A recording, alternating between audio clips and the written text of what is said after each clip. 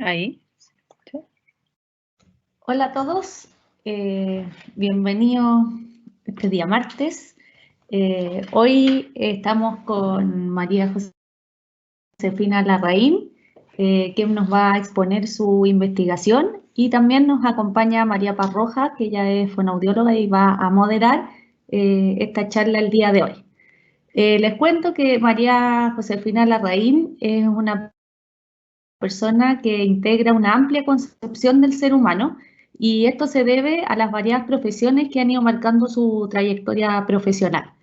Ella es candidata a doctor en psicología, es psicóloga de la Universidad UNIAC, es fonoaudióloga en la Universidad Mayor, y nos va a contar sobre su proyecto de tesis doctoral, que esta complementa, digamos, distintas áreas de su quehacer profesional, desde la psicoterapia, la psicomotricidad y la neurociencia, y su tesis doctoral abarca la intervención grupal de psicomotricidad clínica en niños con trastorno por déficit de atención, el efecto de la capacidad autorregulatoria infantil. Y el día de hoy nos va a contar sobre su investigación, la cual, digamos, se va a contar en forma general, y los 3 estudios que implican este proyecto de tesis doctoral. Así que los dejo con Josefina. Hola, buenas tardes. Efectivamente, yo creo que esta tesis doctoral ha sido una integración de los diferentes campos disciplinares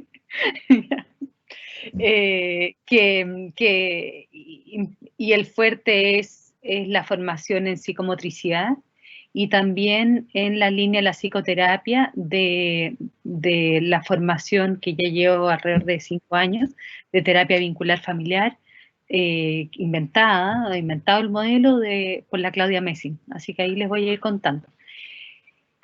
Vamos a hacer, principalmente me voy a enfocar en los efectos de la psicoterapia, pero con una línea más clínica, más que datos de modelo, etcétera, matemático, porque si no ahí vamos a consumir demasiado tiempo en explicar la parte matemática y no entender como la globalidad del efecto y de lo que necesito como también transmitir, ¿ya? Así que ahí vamos a ir también conversando, abierta a las dudas, etcétera. Estoy ya quizás espero en 2 meses más poder entregar el escrito y ya poder estar defendiendo en 3 meses más el doctorado, y también abierta a mandar las publicaciones, etcétera, que he ido trabajando en esta formación, ¿ya? Voy a compartir pantalla. Mira, estaba la opción, miren, me da la opción a ver, déjenme, ¿se ve ahí? ¿O mejor comparto la otra? ¿Dónde está Se la ve, ventana? pero no completa. Ya, entonces voy a ocupar la otra opción porque justo me dio otra opción, que es la que probamos ayer. Ahí está. Ahí. Voy a aprovechar, José, algo que se me olvidó decirle a los asistentes, que si tienen dudas pueden irla escribiendo en el chat, y al final de la presentación, digamos, van a ser respondidas todas las dudas que tengan, ¿ya? Para que las vayan dejando en el chat. Perfecto. Bueno, lo primero es que esta tesis es imposible, o sea, imposible haberla hecho sola. En verdad hay diferentes entidades que me han estado apoyando. Uno es el programa doctoral que está acunado en la Facultad de Psicología de la Universidad de Diego Portales, y también mi trabajo ya desde el año 2015 en la Universidad del Desarrollo, principalmente en el Centro de Investigación en Complejidad Social, y por otro lado el financiamiento de ANID ya como tesista doctoral. ¿Ya? Entonces, el foco de esta presentación es intervención en psicomotricidad clínica grupal y su capacidad autorregulatoria en infantes con dificultades asociadas al neurodesarrollo. La verdad es que era súper ambiciosa la tesis y me pilló estallido, me ha pillado todas las cosas que nos han pillado a todos. Sorprendió a todos y por lo tanto lo tengo que asumir como un estudio piloto, ¿ya? Entonces vamos a ir hablando sobre esto, ¿ya?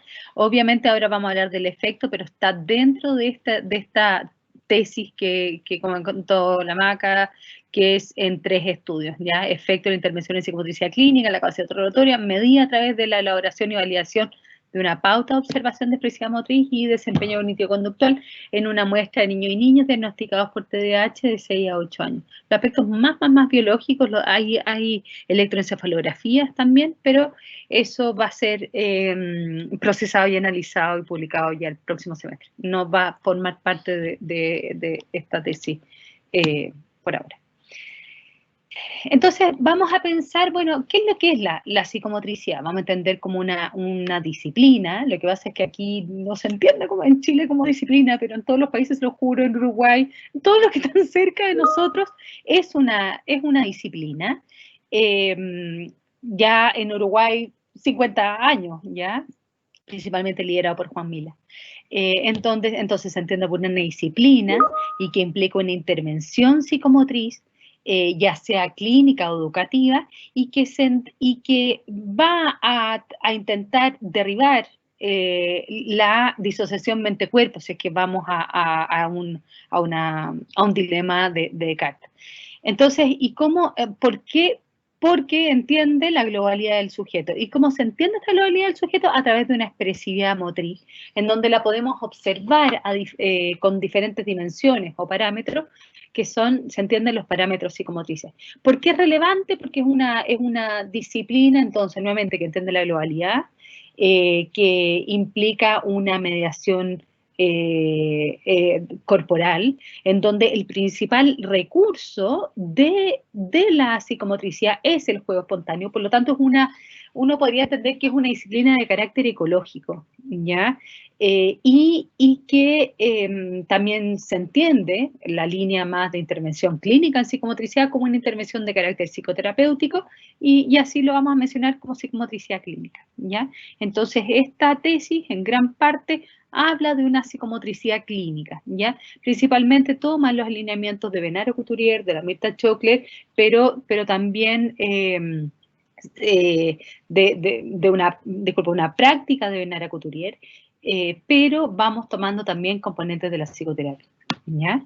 Entonces, también, ¿por qué, disculpen, es importante la psicomotricidad?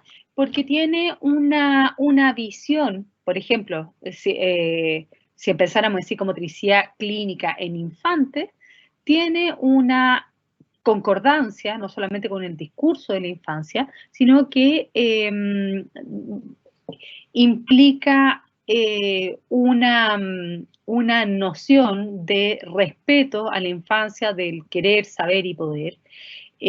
Por lo tanto, no entiende, o sea, como intenta derrumbar si es que uno pensara en estos paradigmas más de carácter hegemónico, se entiende de esto carácter más biomédico, en donde el adulto es superior al niño, ya pensando en que al niño le falta para ser adulto.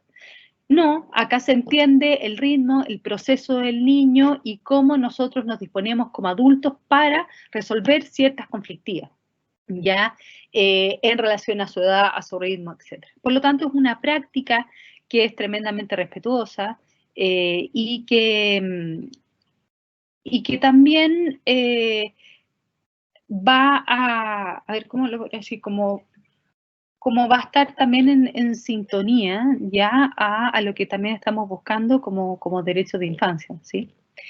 Vamos a entender la psicomotricidad clínica con diferentes principios en términos multidimensionales. O sea, les comenté que la psicomotricidad intenta entender la globalidad del sujeto, pero estas dimensionalidades tienen que ver con que nos facilita poder comprender la globalidad, o sea, es un conflicto de comprensión, ¿se entiende? Es un conflicto de poder, ¿cómo poder estudiar la globalidad? Bueno, como no podemos entenderla como, o sea, como un todo complejo, bueno, lo entendemos multidimensiones, ¿ya? Pero eso es una forma de estudio, ¿ya? Que ya lo vamos a entender desde lo neurofisiológico, lo psicológico, psicoafectivo, relacional, y obviamente están estos parámetros. Este es un artículo que fue publicado en el año 2019, principalmente con los aspectos más epistemológicos, en cómo entendemos la niñez y cuando realizamos investigaciones, en qué posición queda el otro, en qué posición queda el sujeto o el niño en los estudios, o el niño que le falta, el que no sabe, el que tiene problemas, etc. Entonces, ¿qué efectos éticos políticos implica generar investigaciones también, ya, con respecto a la infancia? Está bien interesante, les invito a leerlo. Este está publicado en la revista de Cuadernos Médicos Sociales, en una parte de Derechos y Política de Infancia. Si es que pensáramos un poco en bueno, ¿qué es lo que hay de evidencia empírica para poder levantar el problema de estudios? ¿Qué es lo que hay de evidencia empírica o estudios científicos como avalados por una academia científica sobre psicomotricidad clínica? O sea, entendemos que esta psicomotricidad clínica es ampliamente como difundida a nivel del mundo, pero tiene carácter más descriptivo que investigaciones o estudios cuantitativos de diseño experimental. Entonces, para eso, para poder levantar el campo teórico, realizamos una primera revisión sistemática en la literatura sobre, bueno, qué es lo que se entiende por psicomotricidad clínica para poder delimitar el concepto en estos últimos 18 años. Entonces, ahí fueron, por ejemplo, se recolectaron 372 artículos y de los, perdón, pero es que algo me... entonces, de los 375 artículos se seleccionaron 37 y de los 37 se evaluaron en profundidad, se analizaron en profundidad 21 artículos, ¿ya? ¿Qué es lo que, cuando uno hace, acuérdense, la revisión sistemática de la literatura es qué es lo que aparece en todo el campo? O sea, por ejemplo, acá fue en idioma, francés, inglés, español, etcétera, ¿ya? Entonces, en diferentes campos, ¿qué publicaciones hay de carácter científico que aborden el concepto de psicomotricidad clínica? Bueno, entonces, y uno va de 5 en 5, por lo tanto, fueron los últimos 18 años los que recolectaban estos 375 y de ahí pasamos a 21. Entonces, espérenme un segundo, que tengo aquí un impasse no, ya, ahí se... Espérenme un segundo, porque si no, tengo un problema técnico.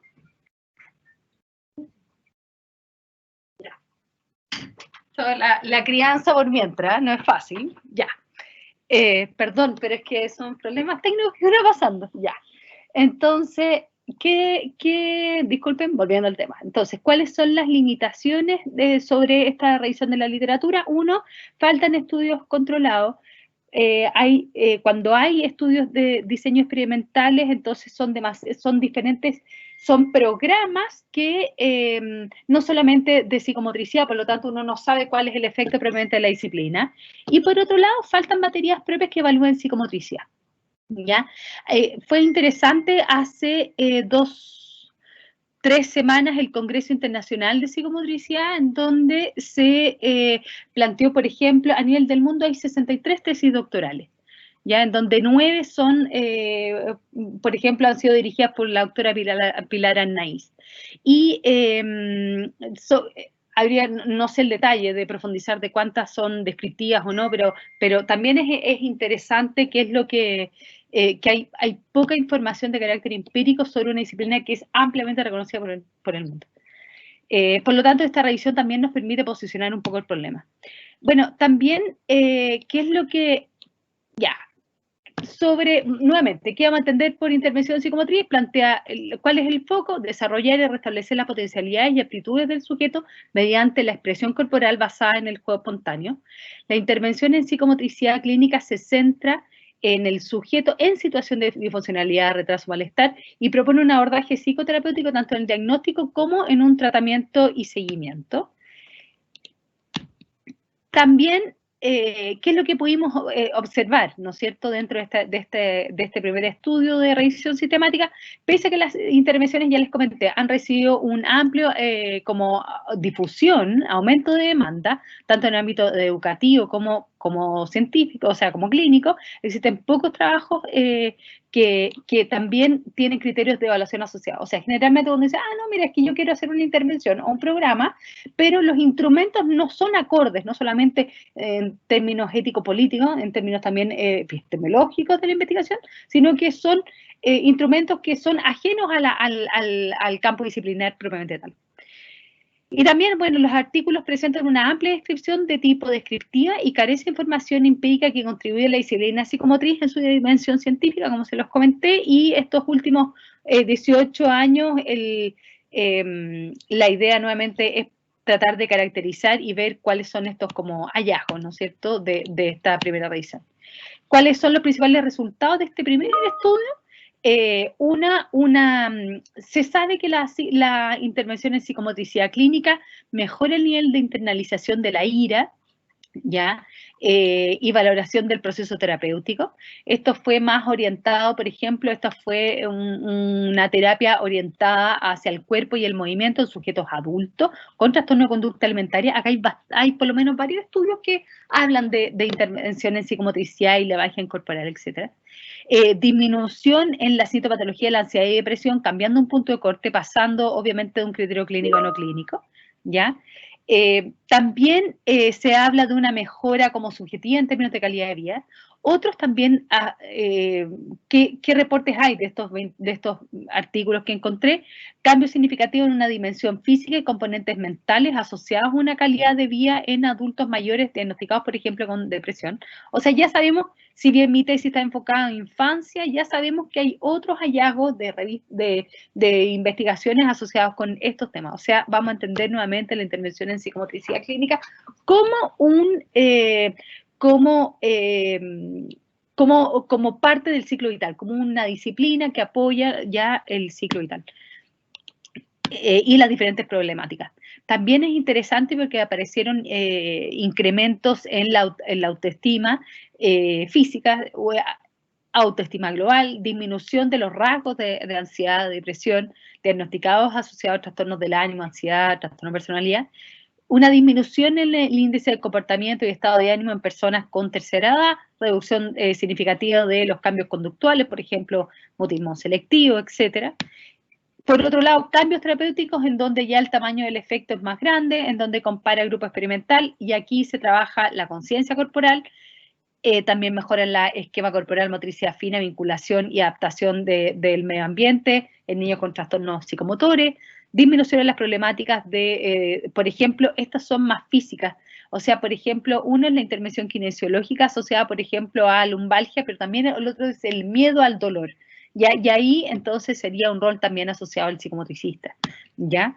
Entonces, bueno, ¿qué es lo que pudimos... entonces, uno es, bueno, sí, efectivamente hay investigaciones, ¿ya? Pero da la impresión de que falta, si bien habíamos hablado de estos parámetros de expresividad motriz, falta como un constructo, una noción teórica que nos permita observar esta idea de globalidad. Para eso tomé otra carrera que es psicología, pero más asociada a la neuropsicología, ¿ya? Y bueno, ¿qué constructos teóricos hablan de la capacidad de ajuste? Y es ahí donde aparecen también ciertas intervenciones, y a eso me refiero a la capacidad autorregulatoria, ¿ya? Entonces, al parecer, si bien tomo de otras corrientes, la capacidad autorregulatoria no es propia, no hay como estudios empíricos de autorregulación y psicomotricidad, me parece que es un constructo que habla de las estrategias de adaptación para responder a las exigencias del ambiente. Por lo tanto, es interesante, si pensamos en una disciplina que se basa en el juego espontáneo, ya con un carácter más ecológico, es bueno, ¿cómo se ajusta, entre comillas, el niño a las demandas del ambiente en su cuerpo, en su expresión psicomotriz, etc.? Vamos a entender la autorregulación como una capacidad, hay algunos como Nick, como Bridget, que plantean que son funciones que está asociada a la función ejecutiva, Por lo tanto, vamos a entender como una capacidad para resolver problemas, control atencional, monitoreo, control inhibitorio, y que al parecer también esta capacidad permite, se ejecuta obviamente en una conducta, en un desempeño conductual, y que es la que también permite utilizar un objetivo. Entonces, bueno, ¿qué estudios hay de la autorregulación? Entonces ahí nuevamente me metí en otra bolsa de gatos, porque uno era investigar psicomotricidad clínica, qué estudios existían sobre intervención clínica, y otro es, bueno, qué conceptos me permiten poder, que esto se llama variable dependiente, o sea, qué conceptos y la variable independiente es intervención en psicomotricidad. Entonces, ¿cómo esta variable dependiente me permite mirar ya como el objeto de estudio? Entonces, para eso también realizamos una revisión sistemática de la literatura que debería enviarla hoy o mañana, ya por segunda vez con modificaciones, etcétera, de, bueno, qué es lo que se entiende por capacidad autorregulatoria.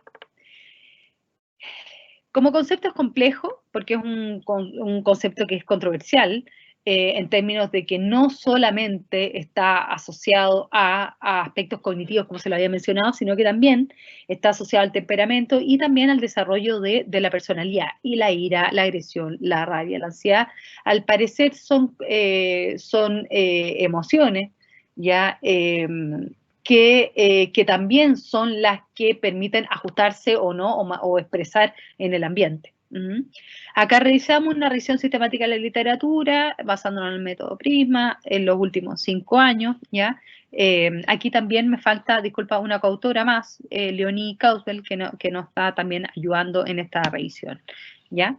Dentro de esta revisión se hace interesante porque acá aparece una línea muy fuerte, que es la planteada por Barclay. El modelo de Barclay de autorregulación lo plantea como nuevamente un constructo, una capacidad cognitiva, ¿sí? Que permite entonces este ajuste y que está principalmente regulado por la capacidad o control inhibitorio, y que en gran parte los niños que tendrían ciertas dificultades en la capacidad autorregulatoria serían los niños con TDAH.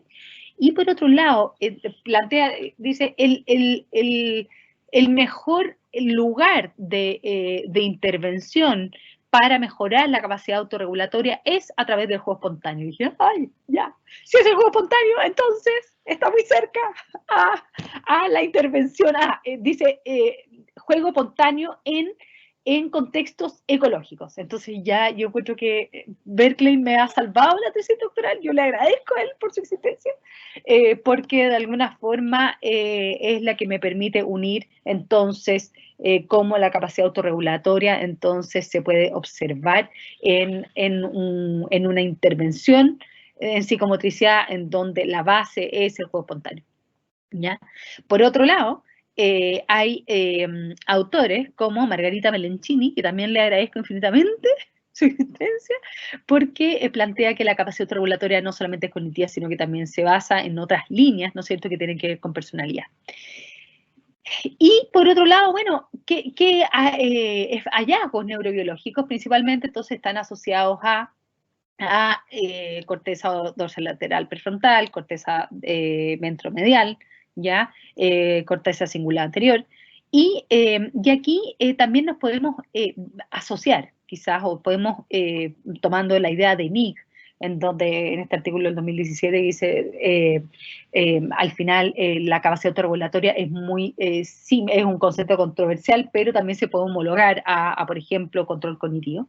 Y ahí está la propuesta de control cognitivo de Cochran, en donde dice, bueno, acá existen aprendizajes, ¿ya? El control cognitivo implica aprendizaje, principalmente uno inicial, que es un aprendizaje simple, en donde tras ciertas lecturas contextuales, se va transformando en un aprendizaje basado en modelos, en donde ya hay más puentes entre la corteza dorsolateral prefrontal y corteza ventromedial, y por otro lado actividades como bandas teta asociadas a ese como cambio de modelo, ya modelo simple de aprendizaje como uno conductual de Pavlov, pensando uno condicionamiento operante, y ya tras lecturas más complejas cómo va avanzando el aprendizaje. Entonces, a la base, lo más probable de la capacidad autorregulatoria subyace una teoría de aprendizaje, de todas maneras. Pero mi tesis no es enfocada, pero sí sé que obviamente tiene una vinculación, por ejemplo, con este tipo de modelos basado en aprendizaje, modelos de aprendizaje reverso, etc. Si es que pensáramos nuevamente entonces en esta población target, el problema de estudio, bueno, los niños con TDAH sabemos que tienen dificultad de inatención, hiperactividad, impulsividad, que interfieren en su funcionamiento. Sabemos que es el trastorno más común, también hay autores lo plantean, en psicomotricidad clínica, y que la prevalencia entre el 5 y el 15% a nivel mundial y el 10% a nivel nacional. Y el 20% de los niños sabemos que recibe psicoestimulante, y también se plantea que si bien entonces a la mayor cantidad de psicomotricistas trabaja con niños que tienen dificultades por trastorno por déficit de atención, pero todavía no hay estudios que evalúen la efectividad. Así que chan, chan, ahí es donde aparece mi aporte, yo creo. Entonces, si pensáramos nuevamente, psicomotricidad clínica, ¿qué proceso? Aquí ya no solo es cognitivo, sino que también asocia personalidad, tengo que hacer esa modificación. Y lo que les voy a contar ahora es solamente a través de una parte, porque son diferentes medidas las que se utilizaron. Solamente vamos a hablar un poco de lo cognitivo-conductual. La expresiva motriz es un instrumento que diseñé, etcétera, y otros son los patrones de actividad cerebral que les comentaré en otra oportunidad. Bueno, obviamente, ¿cuál es el objetivo? Determinar el efecto de la intervención en psicomotricidad clínica sobre la capacidad autorregulatoria medida a través del desempeño cognitivo-conductual en cuestionario para padres en función de los niños e hijas de 6 a 9 años, diagnosticados por TDAH o con alguna comorbilidad social neurodesarrollo. Y lo que se hizo es un estudio que se llama cruzado, que es complejo, porque acá nuevamente tenemos un conflicto ético, ¿ya? Porque uno no puede diagnosticar, o sea, realizar el diagnóstico y decir, no, sabes que mira, te ofrezco un tipo de terapia, ya, y espera 4 meses, o espera 3 meses. No, pues, si el conflicto, o sea, yo creo que ahí nuevamente está el carácter clínico, sinceramente, por sobre el diseño experimental. No sé si eso les va a caer, ¿no?, bien a los revisores, pero la verdad es que para mí prima lo clínico siempre. Entonces, bueno, ¿qué se puede ofrecer? Y tampoco el no intervenir en donde uno sabe que tiene cierto diagnóstico o que uno sabe que se podría beneficiar en tal tipo de intervención, aunque entonces ahí aparecen también los dilemas. Entonces, ¿qué es lo que se hizo? Nuevamente este diseño cruzado en donde un grupo de niños va a intervención en psicomotricidad clínica y otro grupo va en donde sus padres, esta es una intervención de carácter indirecto, que es lo que trabajamos todo el tiempo en la clínica, los padres van a un taller de psicoeducación que es asociado a terapia vincular familiar. Entonces, ingresan, se hace la primera evaluación, algún grupo va a intervención clínica grupal, otro va a taller de padres, después realizan las sesiones respectivas, se hace otra evaluación, y después el grupo que tuvo intervención en psicomotricidad, los padres van a taller de psicoeducación, y al revés, los que van de psicoeducación para padres van después los niños a intervención en psicomotricidad, y se hace una tercera evaluación conductual. Bueno, obviamente acá están todos los consentimientos informados, el cómo llegamos a hacer la difusión, bueno, también realizamos un electroencefalograma, etcétera. Está todo, o sea, como avalado por regulación, consentimientos informados, tanto por la UDP como la UDD, ¿ya? Entonces, bueno, ¿cuál fue? Realizamos... nosotros queríamos 32 procesos de intervención, solamente nos quedamos con 16, en donde tenían criterios de inclusión y exclusión, una evaluación inicial, más consentimiento que les comenté. Principalmente la derivación fue de programas PIE, en donde primero se realizó una anamnesis, ya utilizamos el BASC, que es una evaluación de carácter conductual, que nos permitió tomar la historia clínica. Por otro lado, algunos indicadores de batería de Bettler, ahí del 5, no del 3, ya está mal ahí, por el velocidad de procesamiento y memoria de trabajo. Y por otro lado, el TONI, que es evaluación de inteligencia no verbal, aplicamos el test de Conner, el EDA también, que son test muy similares, pero que tienen un análisis distinto. Y bueno, entonces, el detalle. Detrás de esta confirmación diagnóstica, entonces, los niños, hay de los 8, o sea, 16, 8 fueron a taller grupal de psicomotricidad. Estos 8, ¿ya? Los talleres eran de 4. ¿Por qué? Porque hay cierta literatura en psicomotricidad que los grupos terapéuticos no más de 4, ¿ya? Cuando estamos hablando de dificultades como de carácter clínico. Entonces, vamos a imaginar que estos 8 habían 2 grupos, ¿ya? 4 y 4, en donde asistían a un programa de 16 sesiones 3 veces a la semana. Y por otro lado, habían 8 otros niños en donde sus padres asisten a 4 sesiones de duración 2 horas, 2 horas cada 2 semanas, ¿ya? O sea, era la misma cantidad de horas repartidas, si uno podría asociarlo así, ¿ya? Entonces, estaba también esto de, bueno, lugar, frecuencia, conformación. ¿Cómo se conformó el grupo? Acá tenemos otro problema porque yo lo conformé. En estricto rigor, científica acérrima debería haber sido no controlando, o sea, no controlando el ingreso, sino que simplemente hacer randomizado. O sea, de los 16, decidir quiénes van a un lado y quiénes van a otro. Yo no, me salté la investigación porque yo no podía juntar a niños que tenían evaluaciones muy distintas o necesidades muy distintas. Entonces, un niño que era muy inhibido, o que tenía un trastorno de conducta, uno que tenía un trastorno de conducta muy importante, no lo podía dejar con uno que era tremendamente inhibido. ¿Por qué? Porque se iba a inhibir más, ¿ya? Entonces tenía que conformar los grupos también pensando en un grupo terapéutico, ¿ya? Entonces, pero he tenido la suerte de que al final, haciendo todo ese control matemáticamente, haciendo un control por el inicio, la verdad es que sí se puede hablar también de efecto, ¿ya? Bueno, cointervención en donde, bueno, cada sesiones fueron filmadas, informes de evolución, supervisión, etcétera. Esto fue de octubre del 2019 a febrero del 2020. O sea, las mejores fechas para hacer intervenciones. Bueno, eso fue mi tesis, ¿ya? Entonces, ojo que en todo caso mejores fechas, lo digo como broma, pero fuera de talla, el nivel de la necesidad de apoyo que tenían los niños, los padres frente a las circunstancias país, la verdad es que cómo se devela en el juego espontáneo las conflictivas de los niños, o sea, sin duda fue un momento de reparación frente a aspectos también traumáticos que aparecieron.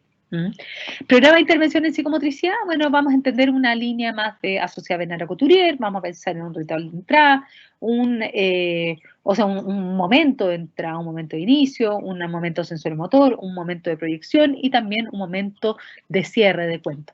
Esto fue realizado por mi colega, amiga del alma, que es la Patricia Nieto, y sin ella tampoco esta tesis no tendría este lugar. Y por otro lado, el taller de padres fue realizado, que les comenté, lo realicé yo y tomó los alineamientos de la licenciada, que es psicóloga, socióloga, Claudia Messing, quien inventó el modelo de teoría de la simetría entre padres e hijos, ¿ya? Entonces, bueno, ¿cuáles fueron las mediciones que realizamos? Conductuales, ¿ya? Las mediciones, unas eran las diagnósticas que les comenté y otras son las que se evaluaron en 3 momentos. Entonces fue el BRIEF, que es un cuestionario de funciones ejecutivas principalmente aplicado a padres. Ya me hubiese gustado aplicar a los tutores, etcétera, perdón, a los profesores, pero bueno, es lo que logramos realizar. En donde se habla de inhibición, este es el BRIEF, que es un cuestionario de funciones ejecutivas, inhibición, supervisión de sí mismo, flexibilidad, control emocional, iniciativa, memoria de trabajo, planificación y organización, supervisión de la tarea, organización de los materiales, índice de regulación emocional, regulación conductual, cognitiva y función ejecutiva. Entonces, este instrumento nuevamente se aplicó 3 veces, al igual que el VASC, que ya les había comentado que había realizado en la entrevista, y también evalúa índice o las escalas clínicas: agresividad, hiperactividad, problema de conducta, problema de atención, atipicidad, depresión, ansiedad, somatización, y también las escalas adaptativas, ¿ya? Adaptativa, habilidades sociales, liderazgo, etcétera, ¿ya?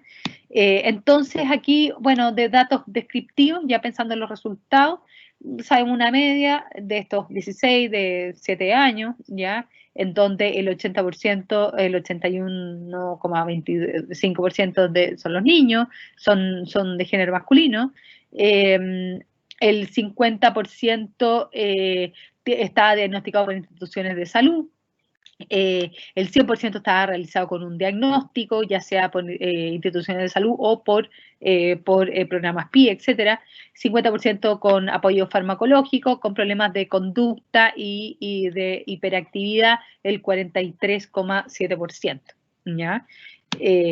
Acá yo les voy a comentar, esto es como un caso clínico, ¿ya? Imagínense que acá una de las familias le realizaba un reporte, ¿ya? Entonces lo que acá yo hice, netamente acá les voy a mostrar un antes y después, ¿ya? Entonces, cómo baja el índice tras las 16 sesiones, pensando en que logramos bastante buena adhesión terapéutica dentro de las circunstancias que nos encontramos como país, alrededor de un promedio de 12 a 13 sesiones, en donde solamente un niño pudo asistir a no más de 5 sesiones, pero todos los otros tenían, o sea, me baja el promedio por ese niño que tuvo 5, pero la verdad es que no fue por un problema de deserción terapéutica, por un conflicto terapéutico, sino que habían problemas personales de cambio de vivienda, etcétera, que implicó el no poder continuar.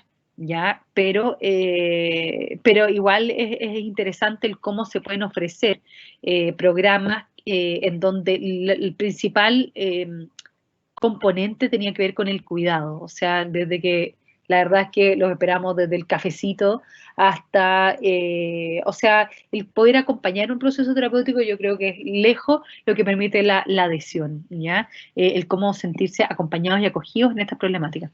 Entonces podemos ver disminución de hiperactividad, agresividad, problemas de conducta, depresión, somatización, disminución en la exteriorización de problemas, intervención e interiorización de problemas e índices generales. ¿Ya?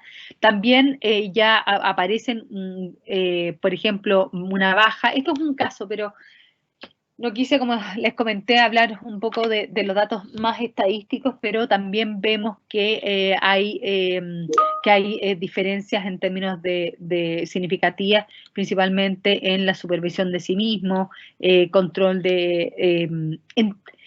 les voy a comentar de que la mayoría de estos indicadores que ya se lo he mencionado, inhibición, control emocional, etcétera, el inicio el cómo ingresan los niños al proceso terapéutico,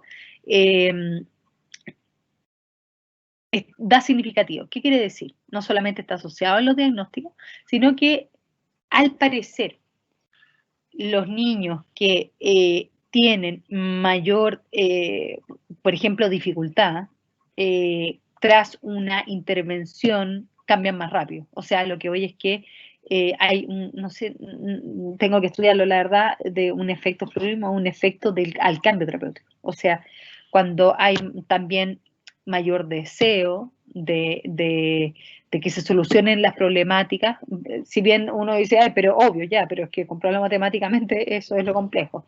Entonces, cuando hay un deseo de cambio, al parecer es lo que promueve un mejor efectividad en la terapia. ¿Ya? Esto también, les mostré la parte clínica, pero también esto está avalado por otros estudios en psicomotricidad y cómo disminuye, por ejemplo, la violencia y la agresividad. ¿Ya? Entonces, se hace interesante. Acá, claro, uno podía decir, ya, por ejemplo, en el test de Conner, que yo también lo apliqué 3 veces, hay por ejemplo, en comparación grupo 1 y grupo 2. Grupo 1 me refiero a los que tuvieron intervención psicomotricidad y los otros grupo 2, taller de padres. Sí, se observa cambios significativos en la evaluación 1, que hay cambios, y también evaluación, pero sí hay evaluación en la evaluación 3, o sea, tras la intervención aparecen también cambios en el grupo. También aparece en la evaluación 3 cambios terapéuticos dentro del MASC, nivel de ansiedad, y también funciones ejecutivas. Pero, este tipo de análisis es muy vago, si bien uno se puede enganchar con que son significativos, etcétera. Este tipo de intervención que tiene que ver con efectos terapéuticos no se puede hacer a través de pruebas estadísticas como pruebas estadísticas de carácter paramétrico, etcétera. O sea, tenemos que trabajar con modelos de regresión lineal general. Entonces, primero un stop. ¿Por qué? Porque este tipo de análisis, si bien uno se podía enganchar de que habían ciertas luces de cambio terapéutico, son demasiado simples, ¿ya? Para poder dimensionar, o sea, tenemos que ocupar regresiones, tenemos que agregar la cantidad de sesiones, el efecto de cómo ingresan los niños, etc. Entonces, si bien nuevamente nos podíamos enganchar de que aparecen cambios terapéuticos en las diferentes escalas del WISC, nuevamente teníamos que dar un freno en ese tipo de procesamiento de análisis porque son mucho más complejos. Esto me ha tardado varios, harto tiempo, ¿ya? Entonces, ¿qué es lo que hicimos? Yo les había comentado que estaban estos dos tests, ya estos cuestionarios, que tenían millones de indicadores. Ya el brief, acá hizo lo primero, dijo, ya, hizo una correlación con todas las variables que ya les había mencionado del BASC y hizo un análisis factorial, o sea, lo que hizo que fue una agrupación de muchas variables y que las entregó en ciertos factores. Y lo que hicimos es que, bueno, de todas estas variables, ¿ya? Que tenían, porque ¿cuál era la que mejor predecía autorregulación? Bueno, entonces por eso se hace interesante la propuesta del mismo test, en donde dice, mira, el primer factor, ¿ya? Es el que son los que más yo hice la relación de que este primer factor se asocia con la capacidad autorregulatoria, pero es interesante porque toma hiperactividad, agresividad, inhibición, problema de conducta, control emocional, supervisión de sí mismo y problema de atención, ¿ya? Entonces, este primer factor lo tomo, que se llama como una variable dependiente, como si esto fuera estos son los aspectos más importantes de la capacidad autorregulatoria, ¿ya? Y los demás componentes de los otros indicadores de ambos test, ¿ya? Se consideran como covariables, o sea, los del primer factor los vamos a pensar como los más sensibles al cambio y los otros se agregan al modelo como factores de posible cambio, pero basándonos ya en las dos revisiones sistemáticas de la literatura, podíamos entender que por lo menos estos eran los más referenciados, ¿ya? Los que más referencias empíricas hay, ¿ya? Entonces, para eso hicimos un análisis más complejo, tomando este primer factor que ya propone el brief, y hicimos que se llaman unas construcciones de variables que se llaman delta, o sea, vamos a trabajar con diferenciales, o sea, este grupo, la suma de este grupo más este grupo, y la suma de este grupo con este grupo. Entonces así evaluamos el efecto de la terapia psicomotriz con el efecto de la terapia de padres y comparar. ¿Ya? Ojo, no estamos diciendo cuál es mejor o no, sino que comparar las diferencias para poder ver su efecto, si es que hay cambio o no. ¿Ya? Entonces, bueno, esto implicó procesamientos, así tabulaciones, etcétera, y aquí ya tenemos alguna luz solamente les voy a plantear el modelo, ya en donde ya sabemos, tomamos aquí de este como ramillete de capacidad autorregulatoria, que es el primer factor, tomamos uno, que es la regulación de sí mismo, y al parecer, cuando los niños van, cuando los padres van primero a terapia, cuando van los padres a terapia de psicoparentalidad, ¿ya? Y después los niños van a terapia psicomotriz, es que cambian más rápido. O sea, hay la terapia genera mayor efecto cuando primero van los padres a terapia. Que en verdad es lo que hacemos, es que primero hacemos una entrevista, hacemos un acompañamiento parental y después los niños van a terapia, o el feedback que le da el fonoaudiólogo una vez que sale el niño de su intervención, o el ingresar a los padres dentro del proceso terapéutico, al parecer es lo que nos permite tener un mejor efecto terapéutico. Así que me parece que el poder hablarlo, por lo menos ya matemáticamente, me parece que es un aporte, ¿ya? Y esto obviamente va de la mano con un artículo que lo publicamos el año pasado, que tiene que ver con aporte en psicomotricidad clínica, acompañamiento psicomotriz dentro del contexto de pandemia, que no solamente pensamos en la globalidad, sino que también en la estructura parental. O sea, como la estructura parental y el acompañamiento parental va a ser clave, por ejemplo, que ha sido toda esta pandemia, de un acompañamiento. O sea, cómo se borra o cómo el terapeuta pasa a segundo plano, ¿ya? Le quitamos ahí la omnipotencia, ¿ya? O el narcisismo, y los padres son mediadores del proceso terapéutico. Yo creo que eso es clave para no solamente lograr una mayor conexión con el niño, sino que también como este efecto de generalización del aprendizaje, ¿ya? Bueno, ¿cuáles son las desventajas ya de esta tesis doctoral? Obviamente el problema con el tamaño de la muestra, gran cantidad de variables que aquí menos mal el brief nos permitió hacer un análisis factorial, pero también está en proceso, o sea, el poder analizar las covariables también es un tema, ¿ya? Cómo reducimos la cantidad de covariables. Variabilidad de la muestra, control de ingreso, que ahí yo les comenté que pierdo el diseño experimental producto de toma de decisiones clínicas, pero a pesar de que existe un control de ingreso, nos da significativo, o sea, ahí logramos justificar, o sea, quiere decir que el efecto de la terapia es bastante grande porque a pesar de que controlamos matemáticamente dentro del modelo, nos da buen efecto. ¿Cuánto mejora la intervención? Obviamente va a depender de la complejidad de la problemática. Se pierde el diseño experimental, ya les comenté, en principio clínico. Esto obviamente con 16 va a quedar como un estudio piloto. El reporte de los padres, este es otro problema. El reporte de los padres no necesariamente devela el cambio terapéutico. ¿Por qué? Porque es un cuestionario que depende también un poco el día de cómo se cortaban los padres, era como categorizaban o analizaban la conducta del niño. Entonces aquí obviamente dentro de esta tesis faltan otras medidas que son las asociadas a lo terapéutico o toda la línea que teníamos de electroencefalografía que lo vamos a trabajar más adelante. Nuevamente se tienen que incluir los datos de la evaluación clínica, se necesita incorporar los cambios terapéuticos en nivel de expresividad motriz, que eso es sería otra presentación, pero sí también aparecen cambios terapéuticos en este test, o sea, en este instrumento que nuevamente también está en fase piloto.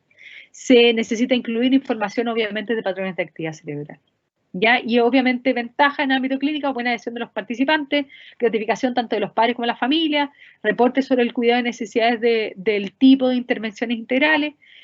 También eso, los papás me llaman hasta el día de hoy agradecidos. Entonces eso yo creo que también el cómo se transparenta ahí la información, decir, bueno, yo tengo que realizar una tesis doctoral, pero también yo necesito que todos salgamos adelante. Entonces, como hacer si bien consentimiento informado que regulaban esta investigación, también el ser transparente con, bueno, acá todos nos ayudamos.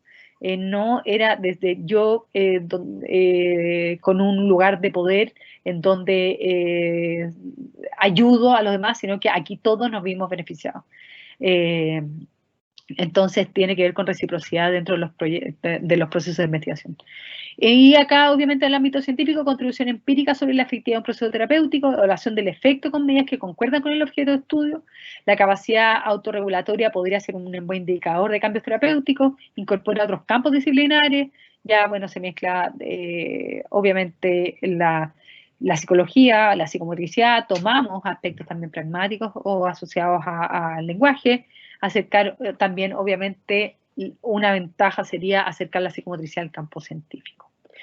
Bueno, doy las gracias nuevamente a las 3 entidades que me han acompañado durante toda mi formación, que es la Universidad de Diego Portales, el Centro de Investigación de la UDD, Centro de Investigación en Complejidad Social y obviamente el Ministerio, o sea, las becas con disciplina. A ver si ahí... Josefina, muchas gracias por la presentación. Estábamos todos ahí atentamente escuchándote y hay algunas personas que tienen algunas preguntas para ti. Entonces, antes de iniciar las preguntas, eso sí, me gustaría recordarles a los participantes que en el chat se encuentra un link que los dirige hacia una encuesta de satisfacción y les hacemos el llamado a todos, por supuesto, a poder contestarla, ya que es muy importante la opinión de ustedes para mejorar constantemente estos procesos. ¿Ya? Ahora sí me voy a la pregunta de los participantes.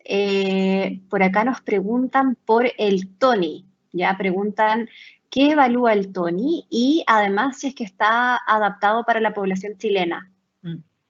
Ya.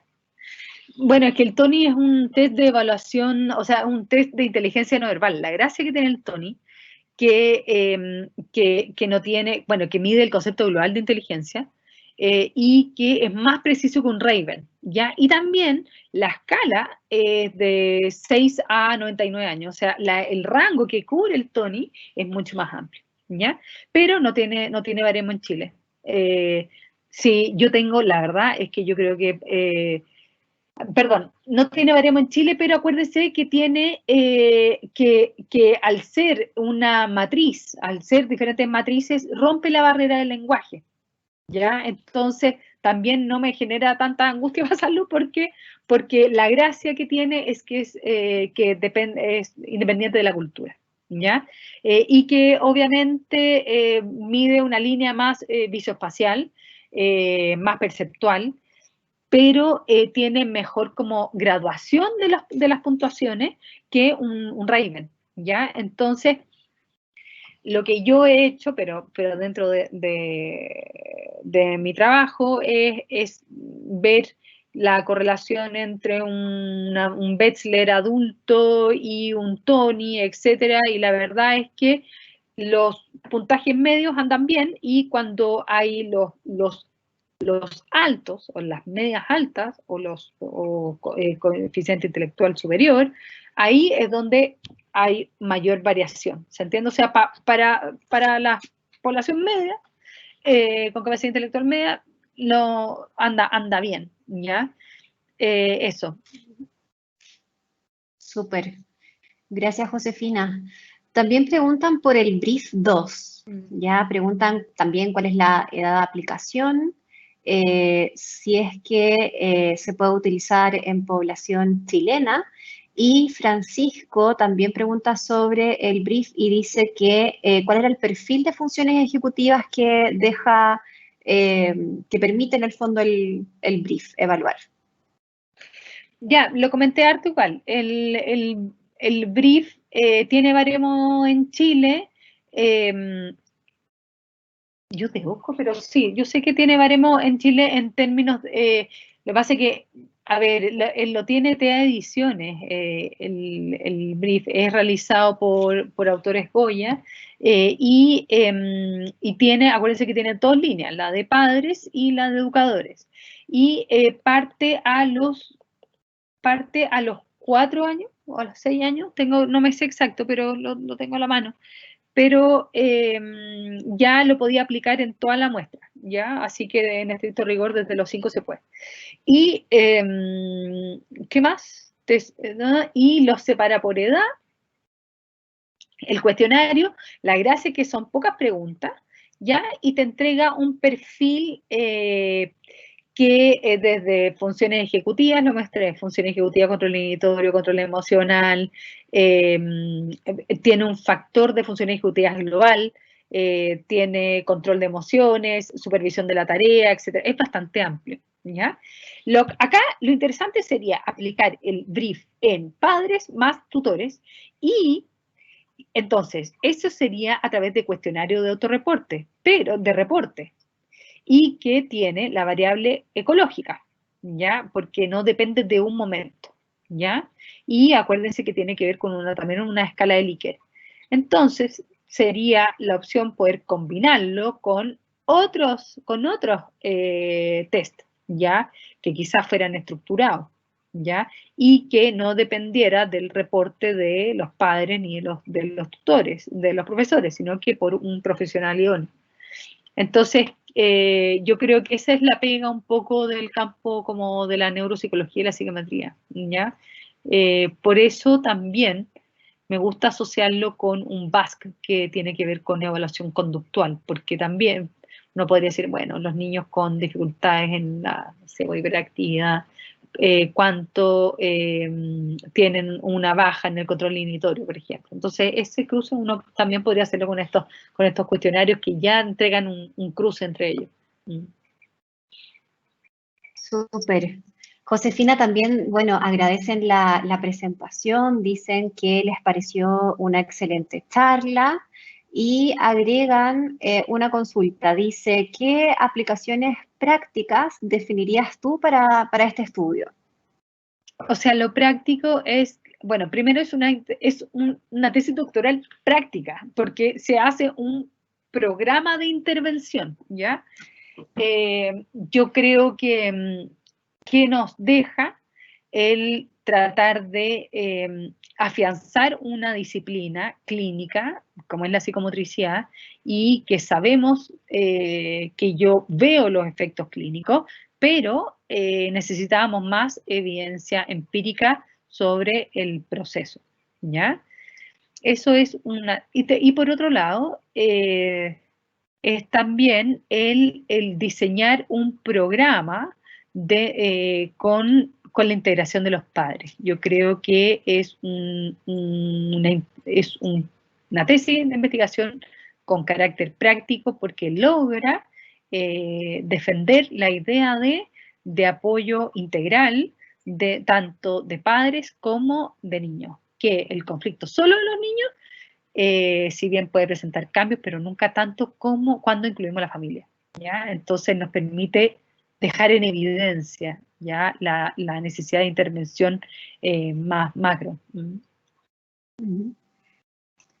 Entiendo. Mira, también sobre eso mismo y sobre el interesante aporte que hiciste tú con respecto a lo importante que es la participación de la familia, ¿ya? Y de ellos también como protagonistas, preguntan acá si es que hay alguna investigación sobre medición del efecto de padres activos y partícipes en terapia fonoaudiológica, ya sea nacional o internacional. Yo no sé no he hecho revisión sistemática de literatura sobre medición del lenguaje. Pero hay estudios de parentalidad de México. Mira, cuando salga la revisión sistemática de autorregulación se lo voy a comentar, pero por lo menos hay 2 artículos de intervención en padres y cómo cambian los padres y a la vez el efecto en niños, asociados a talleres de psicoeducación, ¿ya? Entonces, sí hay por lo menos 2 asociado a capacidad autorregulatoria, ¿ya? Entonces habría que ver con esa pregunta de cuál es el efecto que está buscando, sobre qué capacidad está buscando. Entonces, si es que está buscando capacidad o mejoramiento del lenguaje, bueno, qué aspectos del lenguaje podrían ser, y ahí poder analizar el efecto. ¿Ya? Yo creo que es algo demasiado específico, tengo mis dudas de que haya, sinceramente. También entendiendo que fonoaudiología es una carrera nueva dentro del campo de la salud, ¿se entiende?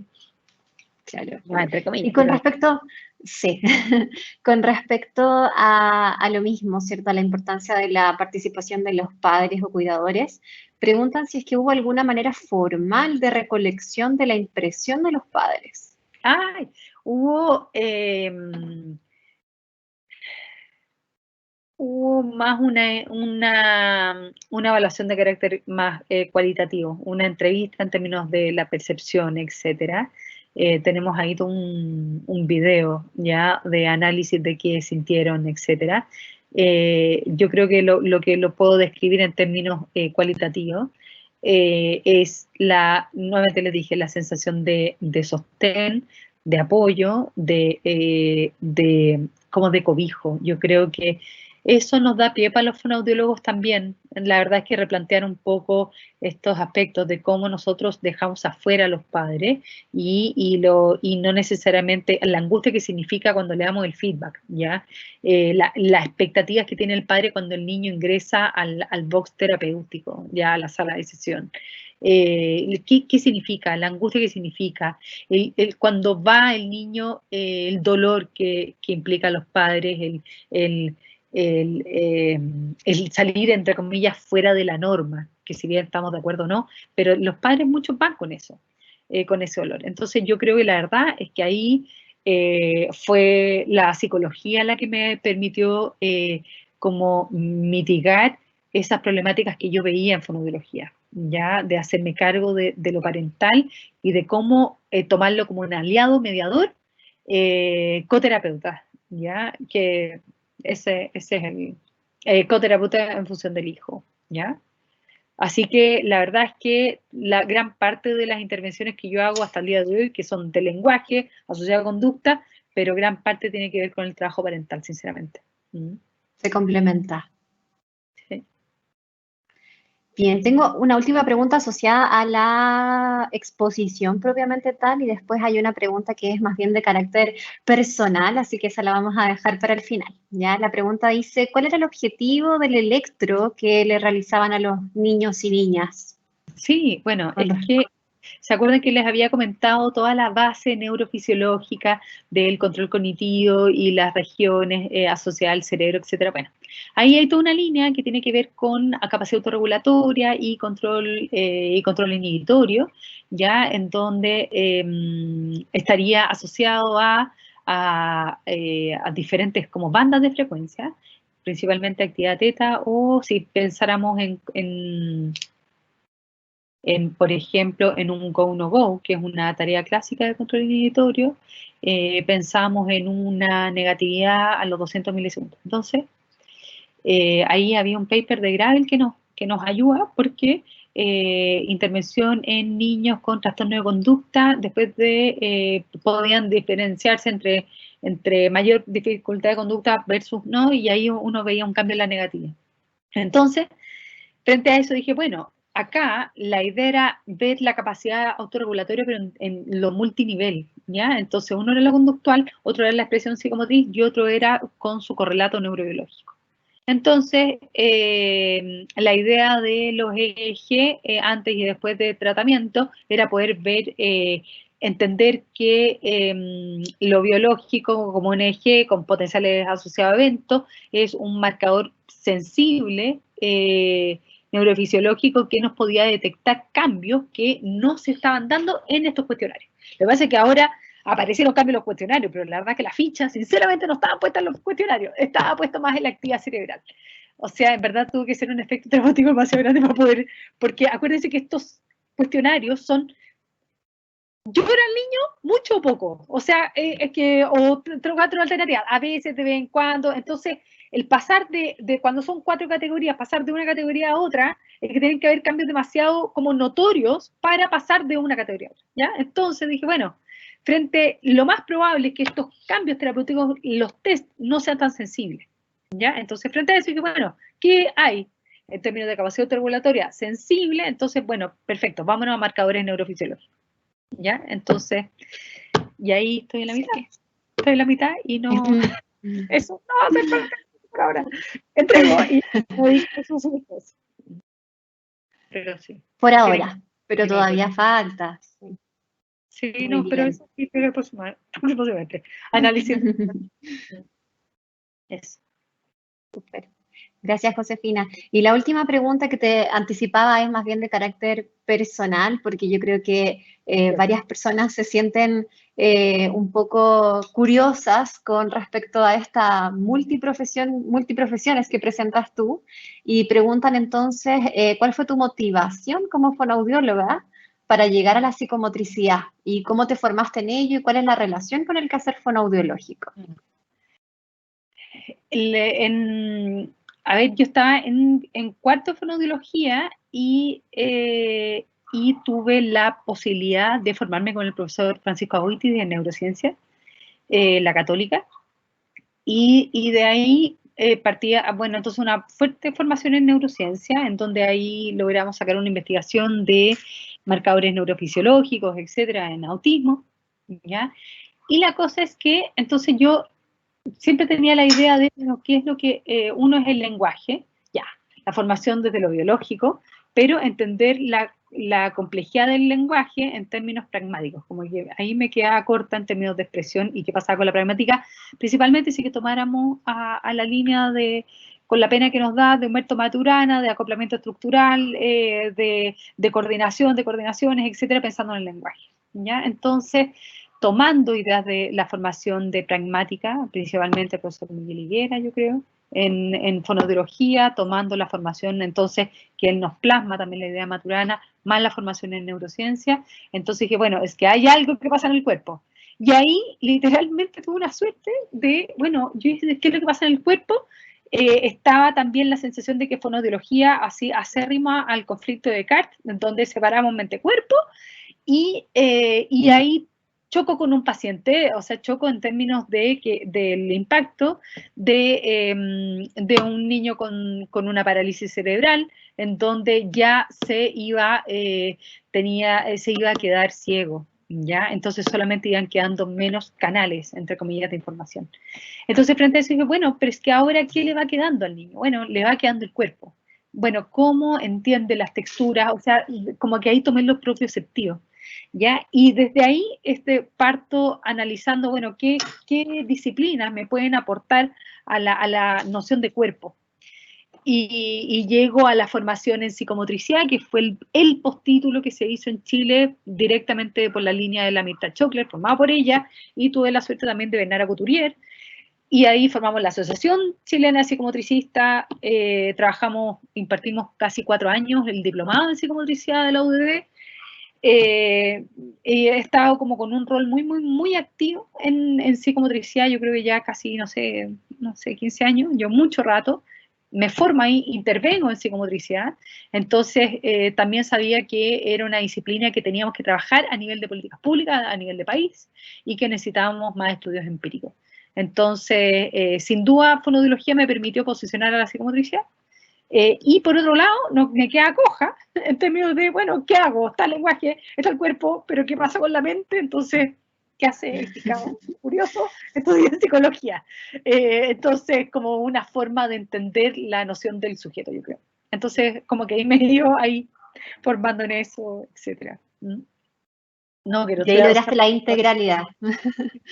Y la formación en padres, etcétera, que es también formación personal, con la Claudia, entonces, y así, o sea, psicomotricidad toma neurociencias, toma la complejidad del cuerpo, pero desde varios ángulos. Entonces, eso, bueno, eso ha sido un poco la trayectoria. Súper interesante, Josefina, porque no, al menos yo personalmente no conozco otra persona con todas esas características. Así que felicitaciones, muchas gracias por participar, te agradecemos que hayas podido realizar esta charla con nosotros. Te aseguro que todos están muy contentos y muy satisfechos con lo aprendido hoy. ¿Ya? Así que por mi parte me despido. Te agradezco nuevamente por todo y para las palabras finales le doy el pase a Macarena. Chao a todos, que estén muy bien y gracias por la participación. Gracias a ustedes. Gracias a todos por participar, gracias Josefina por compartir tu investigación, muy interesante y muy práctica también, creo que deja estas cosas ahí pensando. Y bueno, darle a todos las gracias y recuerden contestar la encuesta que está en el chat. Así que muchas gracias y ahí nos vemos más adelante en otra charla. ¿Ya? Que estén muy bien. Chao, chao. Chao, gracias. Chao, chao.